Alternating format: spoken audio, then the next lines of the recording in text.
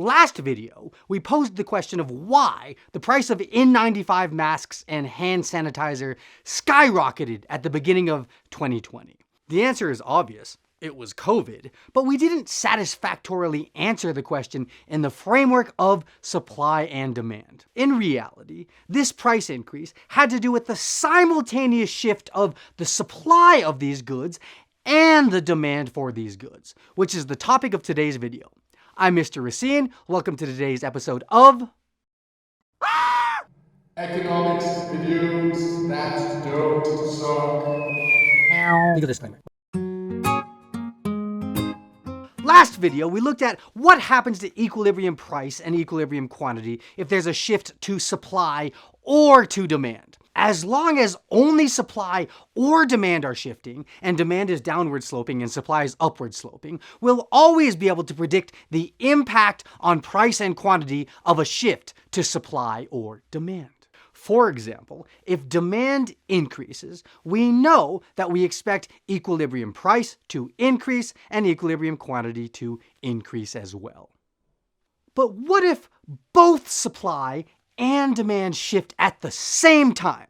For example, what if there's an increase in the demand for university textbooks because more students are enrolling in college, and at the same time there's an increase in supply of textbooks because there's a decrease in the cost of using printing presses, one of the inputs into the production of textbooks? In this case, what do we expect to happen to price and quantity? Well, it's possible that we see a shift that looks like this, where quantity increases and price increases. But then again, we could also see an increase to supply and demand that looks more like this, where quantity increases but price decreases. So the quick answer is, when both supply and demand shift, we can say for certain what happens to either price or quantity, but we're never going to know for sure what happens to both.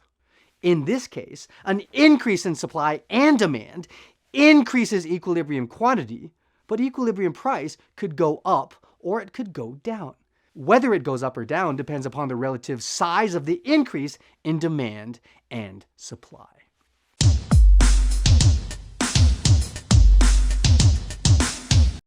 Okay, so I have two different ways to think about simultaneous shifts to supply and demand. One is more concept-based, and one is more visual, graphical-based. Choose which one works best for you. If the first one isn't making any sense, then skip ahead to the second one. If neither of them make any sense, then, I don't know, go check out Mr. Clifford's channel.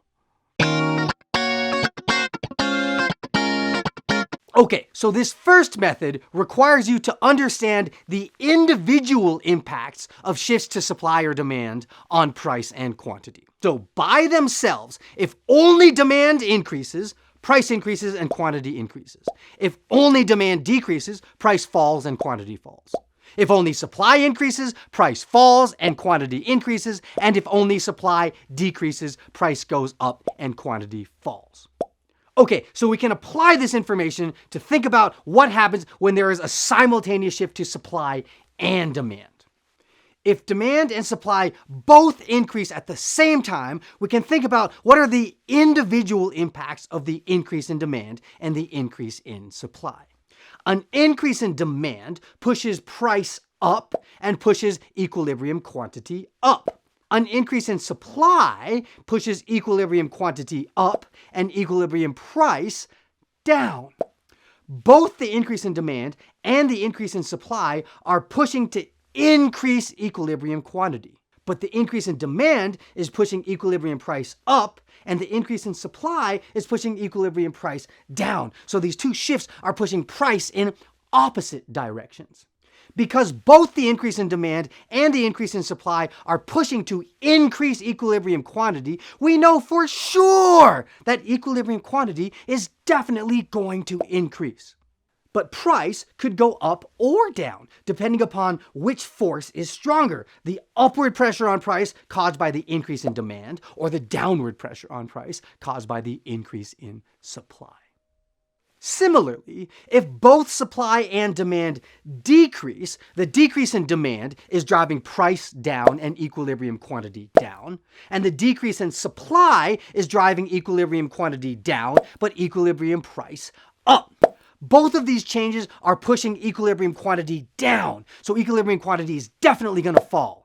But the decrease in supply is pushing prices up, and the decrease in demand is pushing prices down, so price could go up or down. The impact is uncertain.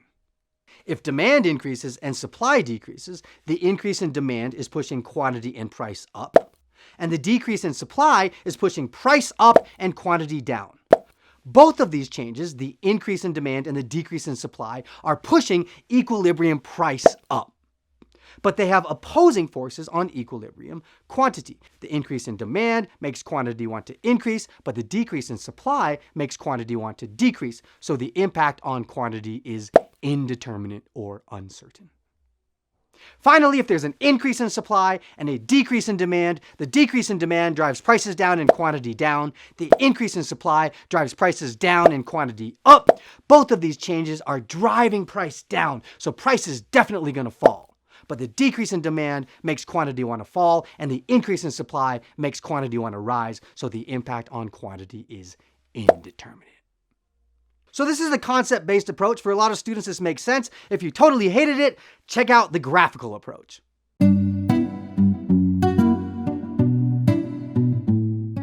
The graphical approach uses, surprise, a graph. Here's the supply and demand for books. Here's equilibrium price, here's equilibrium quantity. If both supply and demand increase, we know that this means supply must shift to the right, and demand also must shift to the right. So this means then our new equilibrium point must be somewhere in here, in this quadrant here. It's not possible for our new equilibrium point to be anywhere over here if supply and demand are increasing. So we know that the new equilibrium point must be somewhere in here. And if that's the case, then the new equilibrium quantity must be some level greater than the original equilibrium quantity here. Equilibrium price, however, could go up, for example, if the new equilibrium point were here, or it could go down if the new equilibrium point were down here. So when both supply and demand increase, we know that the new equilibrium point must be in this area somewhere in here, which indicates that equilibrium quantity must increase, but equilibrium price could go up or could go down. Similarly, if both supply and demand fall, we know then that our new equilibrium point must be somewhere in this quadrant right here. We can't wind up here or here or here because this would require either supply or demand or both to increase. So then we know if our new equilibrium point is somewhere in here, this means that equilibrium quantity must be some quantity lower than our original equilibrium quantity. So equilibrium quantity is definitely going to fall, but price could go up or it could go down. So when both supply and demand fall, equilibrium quantity definitely falls, but equilibrium price could go up or could go down. If supply decreases and demand increases, then we must wind up somewhere up here in our new equilibrium point.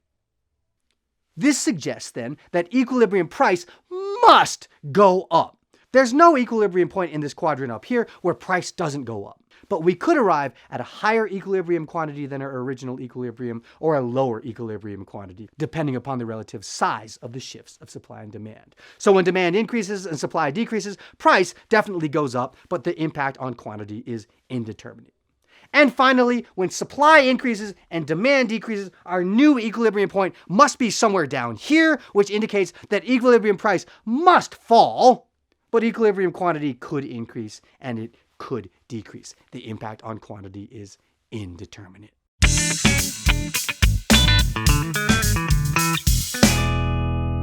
Okay, so we now have all of the tools that we need to satisfactorily explain why, at the beginning of 2020, did we see such a massive spike in the price of items such as hand sanitizer and N95 masks. We know that the world became aware of COVID at the beginning of 2020, and shortly thereafter there was a massive spike in demand for things like face masks and hand sanitizer, because we really had no idea what this thing was. I remember I was disinfecting my mail in my garage for months. But at the same time, the supply of things like N95 masks and hand sanitizers also decreased greatly for a number of reasons. China, which is one of the world's leading manufacturers in PPP, stopped the export of all of those types of goods to keep them in the country and try and deal with the pandemic themselves, effectively decreasing the supply for other nations.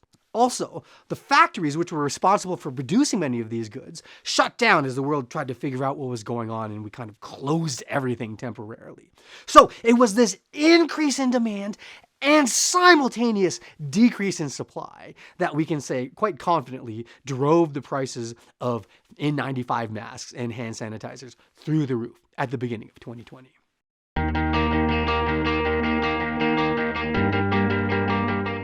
Okay, so this has been simultaneous shifts to supply and demand. When both supply and demand shift, we only know for certain what happens to price or quantity, but never both. When both demand and supply increase, we definitely know that quantity is going to increase, but price could increase or decrease. When both supply and demand decrease, equilibrium quantity definitely falls, but the impact on equilibrium price is indeterminate. When demand increases and supply decreases, equilibrium price certainly goes up, but the impact on quantity is indeterminate. And finally, when supply increases and demand decreases, we will definitely see a decrease in price, but equilibrium quantity could go up or it could go down. Okay, next lesson, we're going to be looking at the concept of marginal utility and marginal benefit as it applies to the downward sloping demand. It's a really important concept in economics that a lot of students tend to gloss over, so be sure not to miss it. I'll see you there. Hey, what's going on? I hope you liked this video and it helped clarify some of the stuff you're working on in your current economics studies. If you're looking for more resources to help you with AP Economics, IB Economics, Intro-Level University Economics, economics teaching resources, one, go check out our website, Economics Videos That Don't Suck, evtds.com, for access to our entire catalog of economics videos, as well as practice questions, answers, and even entire mock exams. Two, be sure to subscribe to this channel, Economics Videos That Don't Suck, so you can get immediate access to all of our new videos as they're released, probably mirroring your economic studies right now.